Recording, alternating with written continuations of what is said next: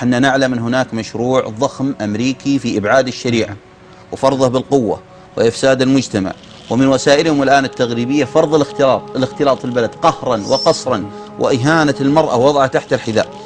وخادم الحرمين الشريفين وفقه الله لما اجتمع به المشايخ وضع يده هكذا على رقبته وقال لن يكون هناك اختلاط ما دام انه يعني موجود، يعني دونه نفسه دون ذلك، وهذا وعد ويعني نسأل الله سبحانه وتعالى أن يتمه وألا يتحقق ذلك. ونقول أيضا للمنافقين كما قال هذا المشروع دونه رقابنا ولله الحمد، ولن يتمكن المنافقون بإذن الله تعالى من إفساد المجتمع، ونقول خابوا وخسروا. لما جاء الدكتور الشميري ومجموعة معه كتبوا أو حاولوا يطرحون مشروعا إسلاميا سياسيا قيل بأنهم إرهابيين.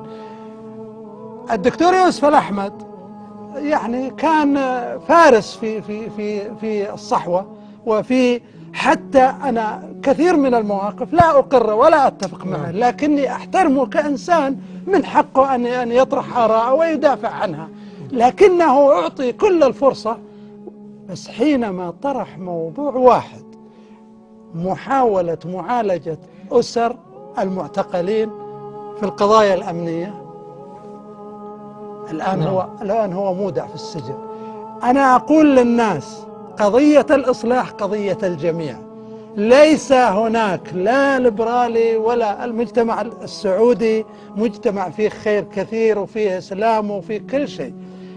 هناك المشروع الإصلاحي، إذا اجتمعوا الناس ودافعوا عن المشروع الإصلاحي يمكن أن يحققوه. الناس لا يدافعون لمصلحة، فيه رؤية الآن يقول لك هؤلاء يعني يبحثون عن شهرة وهؤلاء يبحثون، هؤلاء الإصلاحيون الذين يبحثون عن الإصلاح، الشهرة التي يحصلون عليها السجون والمنع من السفر.